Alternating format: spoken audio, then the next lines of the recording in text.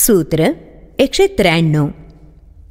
दृष्टो येनात्मविक्षेपो निरोधम कुरुते त्वसौ उदारस्तु न विक्षिप्तः साध्याभावात करोति किम. ज्याला आत्म्याचं सुस्पष्ट दर्शन होऊ शकत नाही त्यानं चित्तनिरोध करावा. पण ज्या उदार पुरुषाला आत्मज्ञान प्राप्त झालं आहे आणि साध्य करायचं असं काहीच उरलं नसेल त्यानं काय करावं. नाथ सांगतात, सामान्य माणसाच्या आयुष्यात त्याच्या चित्तवृत्ती याच त्याच्या कारक आणि प्रेरक असतात. चित्तवृत्तींनुसार तो कर्म करीत असतो. बहुतांश वेळेस तो त्यातच गुंतून पडतो. अशा वेळी त्याच्या आत्मसूर्याच्या भोवती वासना, विकार, विचार, आसक्ती आणि अहंकाराचं मळभ दाटून आलेलं असतं. त्यामुळे त्याला आत्मसूर्याचं दर्शन होऊ शकत नाही. खरं तर त्याचं अस्तित्वच जाणवत नाही. हेच अज्ञान.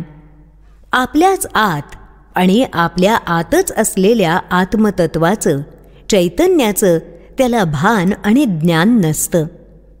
आत्मसूर्याचं दर्शन घेण्यासाठी, खरं तर होण्यासाठी वासना, इच्छा, विकार, विचार, आसक्ती, ममत्व, अहंकार यांचं सप्तरंगी मळभ दूर सारायला हवं. त्यासाठी चित्तवृत्तींचा निरोध साधायला हवा.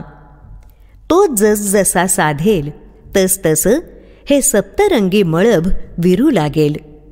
त्यासाठी साधनेची मदत घ्यावी लागेल, योगमार्गाचा अवलंब करावा लागेल. म्हणजेच मुद्दाम जाणीवपूर्वक प्रयत्नही करावे लागतील. मात्र जो आत्मसूर्याच्या लख्ख प्रकाशात न्हावून निघत आहे त्याला आता ह्या चित्तवृत्ती निरोधाची गरज उरत नाही. त्यामुळे वेगळ्या साधनेची, योगमार्गानं जाण्याचीही गरज उरत नाही. तो सहज आनंदानं आत्मसूर्याच्या तेजप्रकाशात विहार करतो.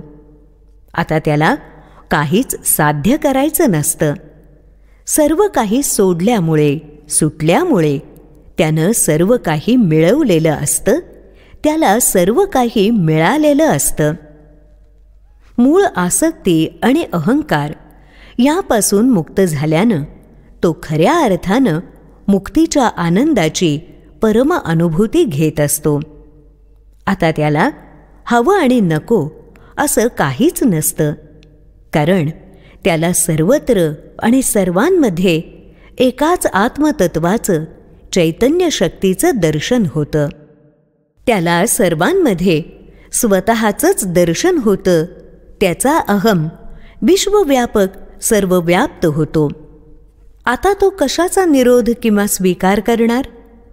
तोच सर्वत्र भरून राहिला आहे ह्याची अनुभूती घेताना आता त्याच्यासाठी साध्य काय उरणार. परम आत्मदर्शन घडल्यावर आता पाहण्यासाठी आणखी कोणता विषय उरणार. सर्वज्ञ महागुरु श्री अष्टवक्र मुनी आत्मज्ञानी माणसाच्या परमस्थितीचं वर्णन इथे करत आहेत.